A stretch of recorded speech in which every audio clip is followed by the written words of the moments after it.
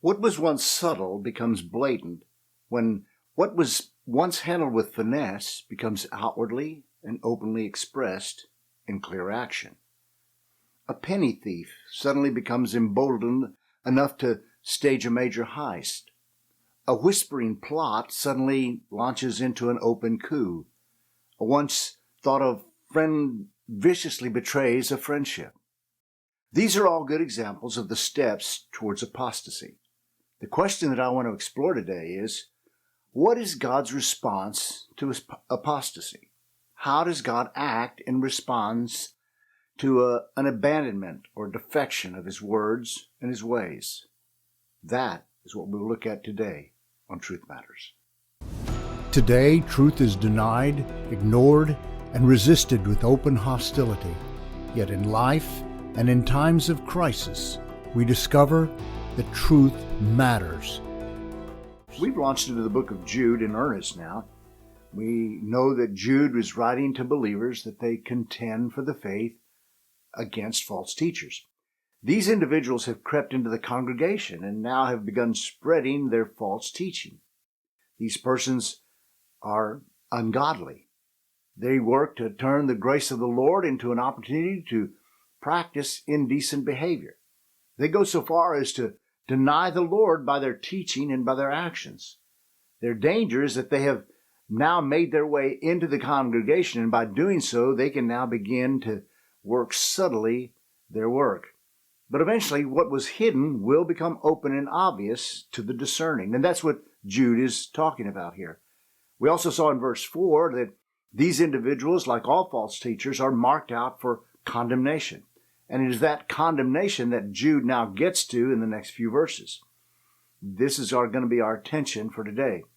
So in today's episode, I want to explore what Jude has to say in verses 5 through 7. He says this, "Now I desire to remind you, though you know all things at once, that the Lord, after saving the people of Israel out of the land of Egypt, subsequently destroyed those who did not believe, and angels who did not keep their own domain, but abandoned their proper abode. He is kept in eternal bonds under darkness for the judgment of the great day, just as Sodom and Gomorrah and the cities around them, since they, in the same way as these, indulged in gross immorality and went after strange flesh, are exhibited as an example in undergoing the punishment of eternal fire." In these verses, Jude gives us some illustrative examples of what he's referring to in verse 4 concerning the condemnation of these false teachers.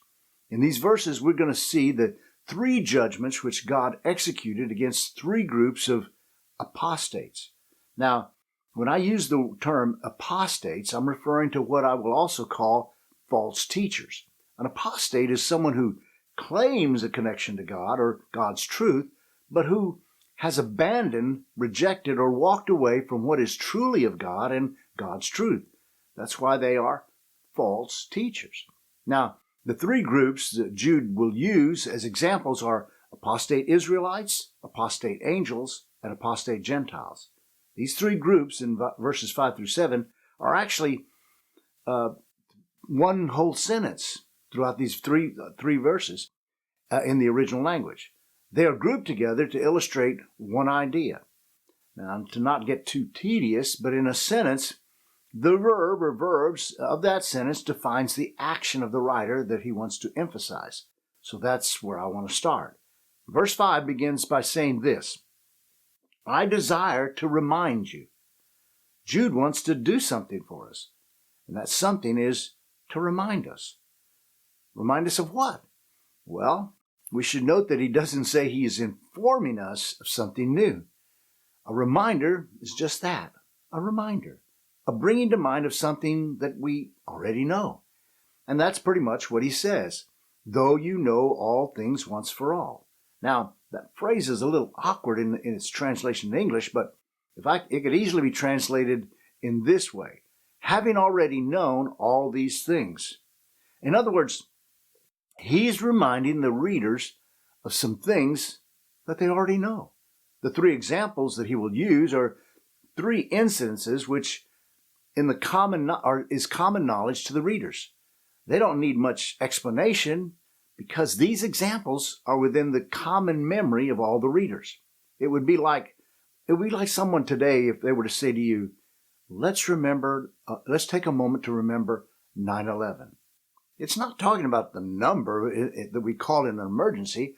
It's referring to the events of September the 11th in 2001. It's why, for instance, we celebrate July the 4th or any other day of memorial. They are events that we remember without giving a full explanation. We just talk about it. I said all that to help us move through these verses, so remember that. Remember. Now, remembering that the context of all this is the false teachers and the condemnation that they have coming upon them. So let's move to these three examples. In verse 5, we have the first example of God's condemnation of apostates. And it says this, that the Lord, after having saved a people out of the land of Egypt, subsequently destroyed those who did not believe. Jude makes it clear what event he's talking about and he's using here. It's the liberation of the people of Israel in which God takes them out of the land of Egypt. This liberation includes many separate events. These events are extensively covered in the books of Exodus, Leviticus, Numbers, Deuteronomy. These events are literally etched into the identity and the history of the people of Israel. Now, there are many aspects and events that all come together in that one event of liberation. But Jude focuses on God's response to the people's unbelief. In 1 Corinthians 10, 1 through 18, Paul deals with this same subject. They had seen miracles, deliverance, God providing leadership, miraculous food, water, and clothing that didn't wear out. And yet, listen to how Paul sums it up in verses 5 through 6 of 1 Corinthians 10. Nevertheless, with most of them, God was not well pleased, for they were laid low in the wilderness. Now, these things happen as examples for us so that we would not crave evil things as they also craved. They did not believe God, and so they turned from him and craved evil things. And as Jude says, they were destroyed. The word that is translated destroyed carries the idea of something being separated for the purpose of destruction. It's like taking something and putting it aside with the explicit purpose of destroying it. That's the action God is illustrating. There may have been those who may carry an identity of being a people, his people, but in truth, they were not, for they did not actually believe God. Now, I'm not talking about believing or proclaiming a belief in his existence. They don't truly believe him, what he says, what he had done, and what he commands. They had walked away from that. Secondly, Jude turns to angelic apostates. Verse 6 says this, and angels who did not keep their own domain, but abandoned their proper abode, he is kept in eternal bonds under darkness for the judgment of the great day. Again, this incident that the readers is something that the readers would already have been familiar with, and yet, truthfully, it's an area of disagreement in current times. So let's look at what's being said. The subject of this example is angels. Now, the New Testament uses in the original language the word angels, and it means messenger. The word is used to refer to a pastor, a messenger, or what we would normally call an angel or angelic being. Now, remember the context, and context defines words. But because of the context, this is referring to angelic beings. This verse says that these angelic beings did not keep their own domain. Another way to translate that would be to say they did not keep to their starting place. There was a place that was their place, and they didn't stay there. Or maybe here's a line, and you're in it, and you get out of line. They left, they walked away from their created place. The whole idea here brings to mind, for instance, Alfred Hitchcock's movie, The Birds. Suddenly you have these cute little creatures who fly around and make pretty sounds, and they do simple things, and mysteriously they're attacking and killing people. I mean, it's a horror movie of things in nature going terribly wrong, and they have to be stopped. Jude also says that they have abandoned their proper abode. They left their own place. They did not stay in the place that was theirs. There are boundaries that God had set for these created beings, and they left it behind. These angelic beings had abandoned their created place. And because of this abandonment, God acts. He takes these apostates and judges them severely. Jude says that they are kept in eternal bonds under darkness for the judgment of the great day. 2 Peter 2:4 speaks of this judgment, saying, "For if God did not spare the angels when they sinned, but cast them into hell and committed them to the pits of darkness reserved for judgment." The quote in 2 Peter translates this place and calls it hell. Now understand that there are several words used for hell, and it's a different one used here than is commonly used for hell. Jesus, for instance, spoke of hell, and he used the word Gehenna. He used this as an illustration to point out that it's like a fiery garbage dump outside the city of Israel. It's an illustration of Gehenna. But Peter here uses the word Tartarus. As one writer put it, this word came to refer to the abode of the most wicked, where rebels and criminals receive the severest divine punishment. So this group of angelic beings are being bound in a place of deep darkness, awaiting the final judgment. And that final judgment awaits them as well as Satan and all who are part of the rebellion. Now, the question that arises is, who are these angelic beings and what was their violation? Well, because of the nature of the judgment stated, these are not the creatures that we commonly called and referred to as demons. You see, when Satan and his confederates rebelled in heaven, they were cast out of heaven. And now they are among us.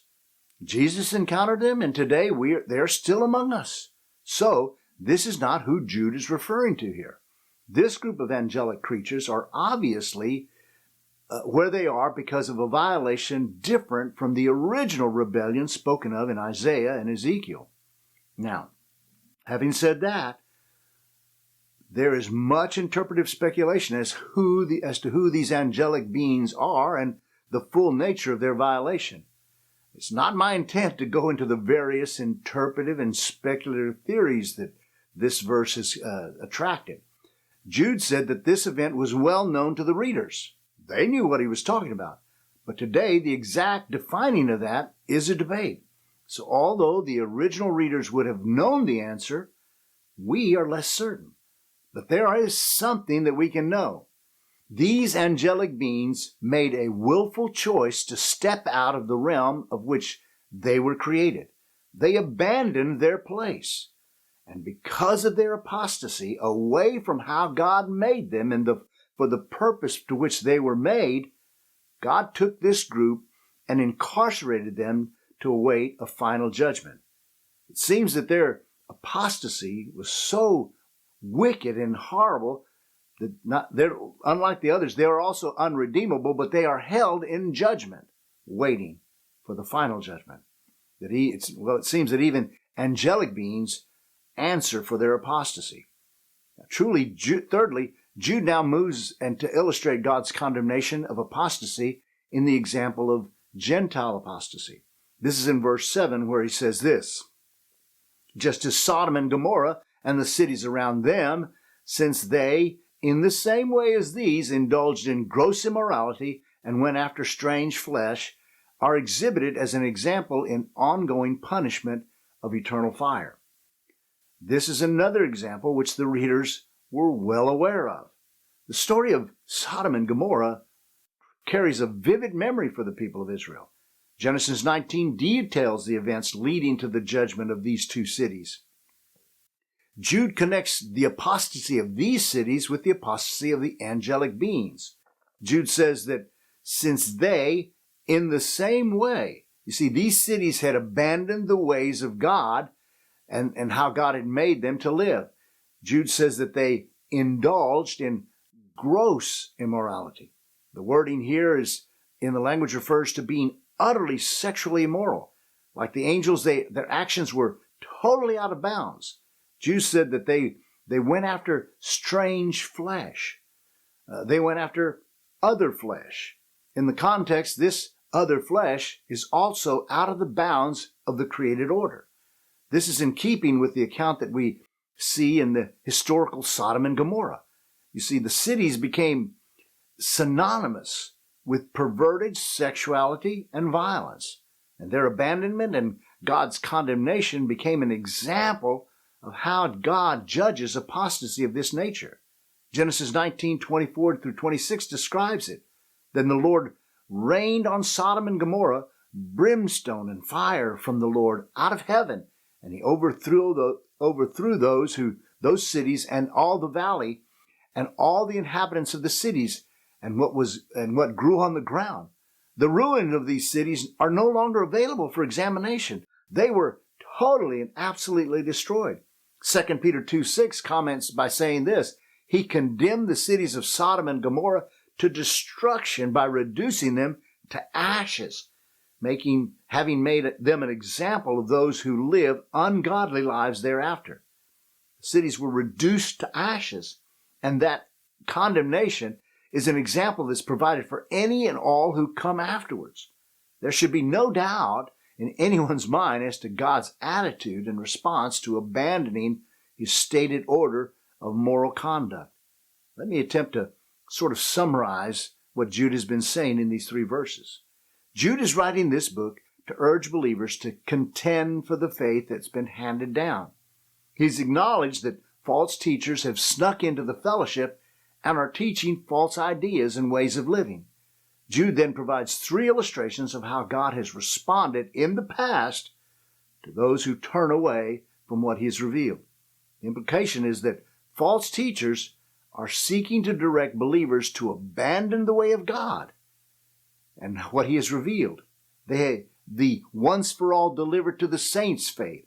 And Jude is calling believers to remember God's previous responses to apostasy. It's a moral history lesson. Looking at today's world, some may make their appeals by saying this in current days, but we're special to God. God loves us. We are all his children. Others may appeal by saying, I should be able to live my life like I want. Why should I have to abide by the boundaries of God? And others may say, hey, I should be able to express my sexuality in a way that pleases me. I can choose to be whatever I want.